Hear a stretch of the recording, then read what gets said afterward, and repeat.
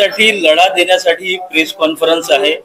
आज राष्ट्रवादी काँग्रेस पार्टीतर्फे आज ही press conference घेण्यात आलेली आहे। यामध्ये प्रामुख्याने उपस्थित प्रदेश उपाध्यक्ष अनिलजी अहिरकर, तानाजी वणवे साहेब आणि ज्या बोगस ऍपद्वारे अनेकांची फसवणूक झाली, ज्याला डॉलर पे स्कॅम असं म्हटलं जाते, त्या डॉलर स्कॅम मध्ये गुंतवणूक करणारे अनेक तक्रारदार आणि सगळे लोक तिथे उपस्थित आहे।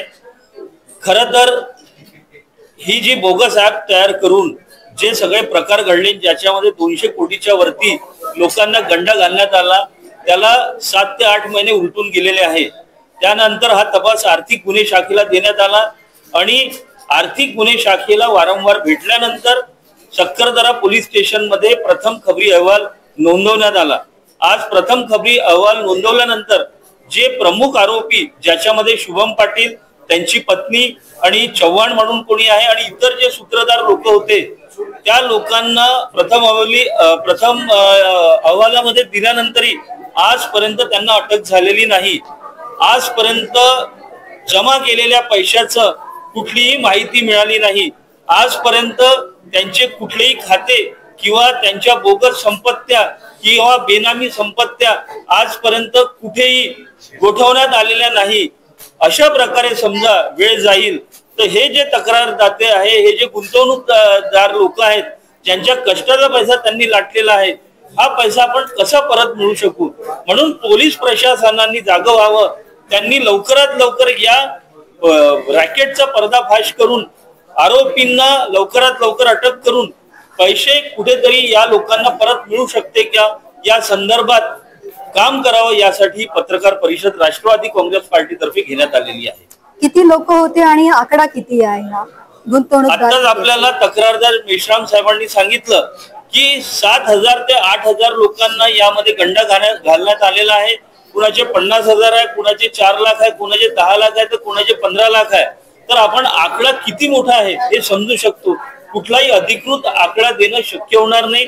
आमची फक्त प्रशासनाला एवढीच विनंती आहे, पोलीस विभागाला एवढीच विनंती आहे की तात्काळ आरोपींना जेरबंद करून त्यांचे जे अकाउंट्स आहेत ते लवकरात लवकर फ्रीज करावे, जेणेकरून भविष्यामध्ये आपण त्यांना न्याय देऊ शकू। जे यात फसले गेले ते नागपूरचेच आहे की विदर्भातले आहे?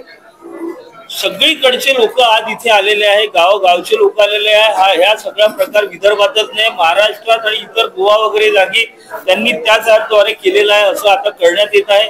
इतका मोठा स्कॅम, इतका मोठा स्कॅन्डल होऊनही आरोपी मोकाट फिरत आहे आणि अनेक अजून लोकांना फसवण्यासाठी प्लॅनिंग करत आहे, ही आश्चर्याची बाब आमच्यासाठी आहे। हे जे 7,000 लोक जे सांगितले हे पूर्ण महाराष्ट्रभरातले आहे? पूर्ण महाराष्ट्र इतरतर क्षेत्रातील हे लोक आहे। बरं, आपली आता मागणी काय?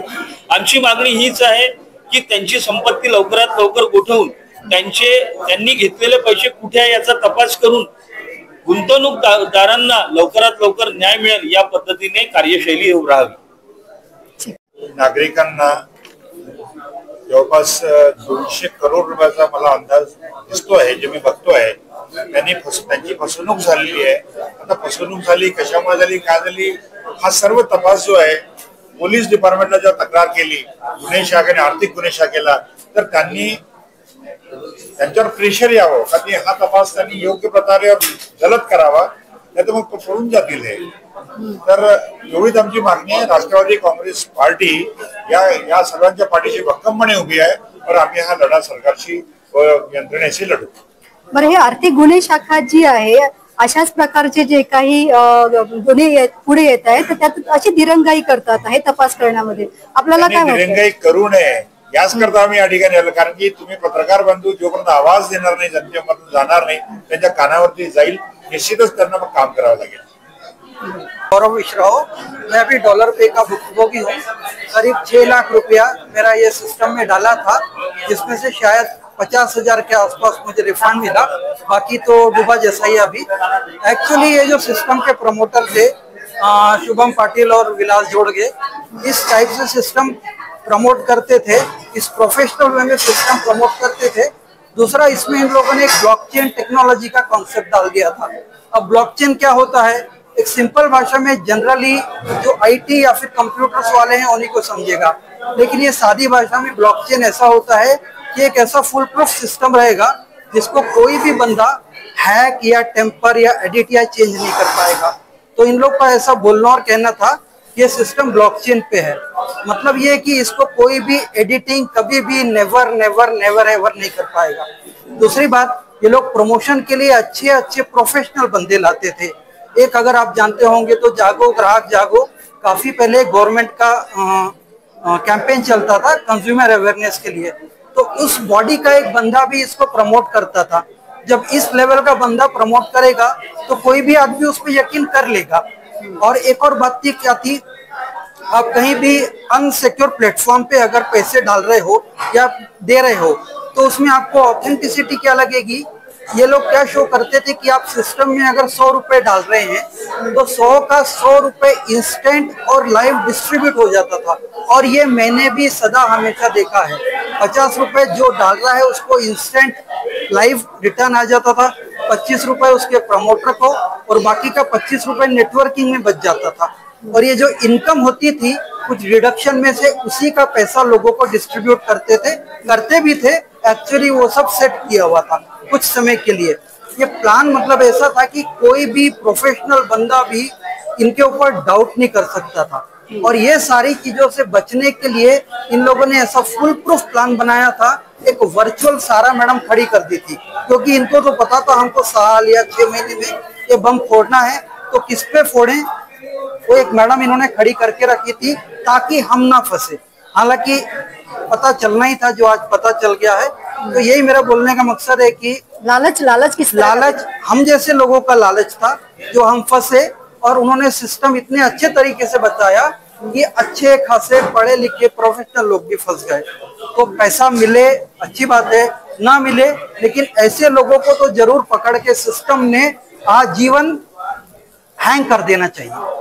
थँक्यू। सभा परिषदेची मीटिंग चालू आहे, यामध्ये मी काय सांगू इच्छितो, आज इथे जे कम्युनिटी आलेली आहे, आज कम्युनिटीच्या माध्यमातून पहिला प्रश्न आले होता की किती रुपयांचा घोटाळा झालेला आहे। जवळपास हा घोटाळा सांगता येत नाही, पण 100 कोटीच्या वरचा हा घोटाळा झालेला आहे। याच्यामध्ये महाराष्ट्राच्या बाहेर हैदराबाद म्हणू शकतात की आजूबाजूच्या राज्यामध्ये सुद्धा हा जाळ पसरलेला होता। आणि हा जाळ जेव्हा सुरुवात झाला होता हा नागपूर क्षेत्रातून सुरू केला होता आणि आम्हाला जेव्हा लिंक आली होती याच्या माध्यमातून लोकांच्या पर्यंत पोहोचत गेली। आणि याच्यामध्ये काही लोकांचे जे अमाउंट सांगितले, जसं आज मेश्राम सरांनी सांगितले स्वतःचे 4 लाख रुपये आहे, त्यांच्या माध्यमातून त्यांच्या टीमचे 10 लाख जवळपास आहे। आणि इथे काही नाव घेऊ इच्छितो, रेश्मा दामोदर सहारे यांचे 4.5 लाख रुपये जवळपास दिलेले आहेत। विना अक्षय मेश्राम यांच्या माध्यमातून 1,80,000 आहेत। सीमा बच्चिल मॅडम यांचे 2,81,000 आहेत। असे जवळपास आज इथे अमाउंट जी आलेली आहे त्या अमाउंट मध्ये जवळपास 4.5 करोड 5 करोडचा आज डाटा इथे अवेलेबल आहे। आणि आज भरपूरशी कम्युनिटी आहे ज्यांच्या बाहेर सुद्धा अगर बघितलं तर हा जवळपास जो घोटाळा झालेला आहे 100 कोटीच्या वरचा घोटाळा आहे। आणि यामध्ये सुद्धा आज इथे जी कम्युनिटी आली आहे ती त्रासली आहे। याचं कारण काय? याचं कारण असं आहे की ज्यांच्या माध्यमातून ही गुंतवणूक करण्यात आलेली आहे, ही गुंतवणूक ज्यांनी करून घेतलेली आहे, आज ती कम्युनिटी त्यांच्या माध्यमातून गुंतवणूक झाल्यानंतर त्यांना प्रेशराईज करत आहे।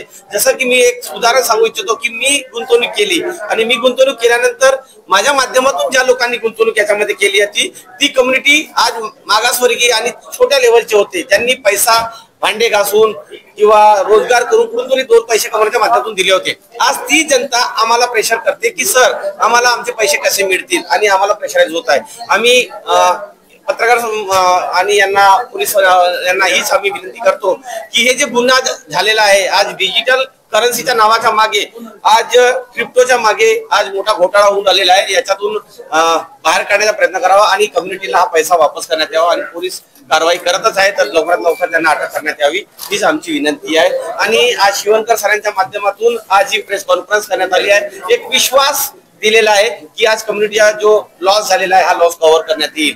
धन्यवाद। आज तुम्ही आज इथे सगळे आले। मला एक विचारायचं होतं की प्रलोभन कशा पद्धतीचं दिलं होतं हे सगळं तुम्ही जेव्हा पैसा गुंतवणूक केला?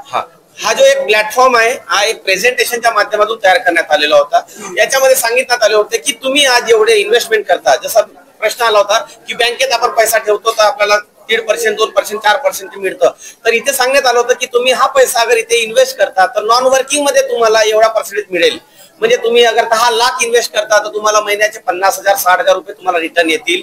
आणि अशा पद्धतीने हा प्रेझेंटेशन होता. आणि याच्यासाठी स्पेशली हे ऍप्सचे उपयोग होतात. आणि हे ऍप्स असतात डिसेंट्रलाइजच्या नावाने, जसे trust valet, token pocket, MetaMask. हे वॅलेटचे म्हणजे अप्लिकेशन्स आहेत. यामध्ये कोणताही ट्रान्झॅक्शन नसतं. हा USDTच्या माध्यमातून ट्रान्झॅक्शन केला जातो. आणि इथे जे पैशाचा व्यवहार होता, जसं कोणी एखाद्या व्यक्तीने मला पैसा दिला तर मी त्याला USDT देतो आणि या USDTच्या माध्यमातून ही लेनदेन केले जाते. याच्यामध्ये ट्रान्झॅक्शन दिसून पडत नाही. परंतु हा सगळ्यात मोठा घोटाळा आज USDTच्या माध्यमातून होईल. आणि इंडियामध्ये आणि भारतामध्ये याला बंदी आहे. आज मला सुद्धा याची खात्री नव्हती, पण माझ्यासारखा शिक्षित व्यक्ती पण इथे फसलेला आहे. आणि आमच्या माध्यमातून जवळपास 30-35 लाखाच्या इथे नुकसान झाल्या लोकांच्या. आणि हे जे अप्लिकेशन्स आहे या माध्यमातून सगळा मोठा घोटाळा होऊन राहिला मॅडम. हे सगळं जे काही तुम्ही सांगताय, काय मीटिंग वगैरे काही झाल्या, व्हर्च्युअल झाल्यात की सगळं ऑनलाईन? यांच्या फिजिकल मीटिंग व्हायच्या. स्वॅगस्टे हॉटेल, गणेशपेठ इथे मीटिंग व्हायच्या. आमचे काही लिडर्स असायचे, त्यांच्या माध्यमातून आमची कम्युनिटी एकत्र व्हायची. तिथे संभाषित व्हायचे. तिथे एखादी व्यक्ती येऊन घरोघरी म्हणायचं की 5 लाख कमवलेले आहे, तर त्या माध्यमातून त्याला वाटायचं की यार मी 5 लाख कमवले, मी पण माझे पैसे टाकले तर मला देखलो 2 लाख येतील. अशाच प्रलोभनामुळे लोक फसत गेले आणि कम्युनिटी एक दुसऱ्यामुळे याच्यामध्ये आली. बरं, याच्यात फक्त गरीबच लोक होते की मध्यमवर्गीय आणि श्रीमंत? आणि श्रीमंतातला एखादा कोणता नावाजलेला चेहरा तुम्ही बघितला का याच्यात? इथे मध्यमवर्गीय लोक होते मॅडम. इथे श्रीमंत लोक पण होते. मी सांगू इच्छितो मॅडम, इथे पोलीस डिपार्टमेंटचे पण लोक आले होते. ऍक्च्युली मी सांगू इच्छितो, हा एक माझ्या माध्यमातून किंवा कोणाच्या माध्यमातून दिलेला हा जो प्रसार केलेला होता प्रेझेंटेशनच्या माध्यमातून, तर तो ट्रस्टवर झालेला विचार होता. याच्यामध्ये भरपूरसे लोक आले. आणि आज पण या माध्यमातून असे प्रत्येक क्रिप्टोकरन्सीच्या नावामध्ये वेगवेगळे प्लॅटफॉर्म चालत आहे आणि याच्यामध्ये बळी पडून आलेले आहेत. बरं, हे गुन्हा दाखल केल्यानंतरही हे चालू आहे का क्रिप्टोकरन्सीचं? आज डॉलर पे बंद झालेला आहे, परंतु वेगवेगळ्या नावाने वेगवेगळ्या कंपन्या मार्केटमध्ये येऊन राहिलेल्या आहेत. म्हणजे सध्या हे नाहीये ना, डॉलर पे नाहीये. आता सध्या अप्लिकेशन बंद झालेली आहे.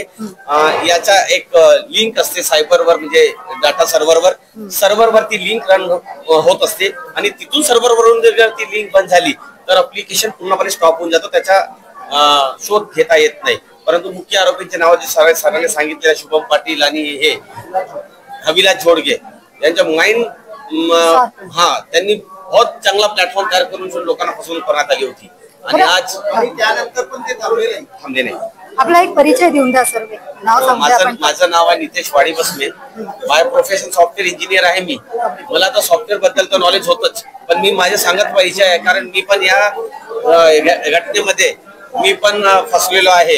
याचं कारण झालं होतं, कारण मी ज्या व्यक्तीला बघितलं होतं त्या व्यक्तीचा जी ग्रोथ बघितली होती, त्यांनी एवढा पैसा कसा कमवला.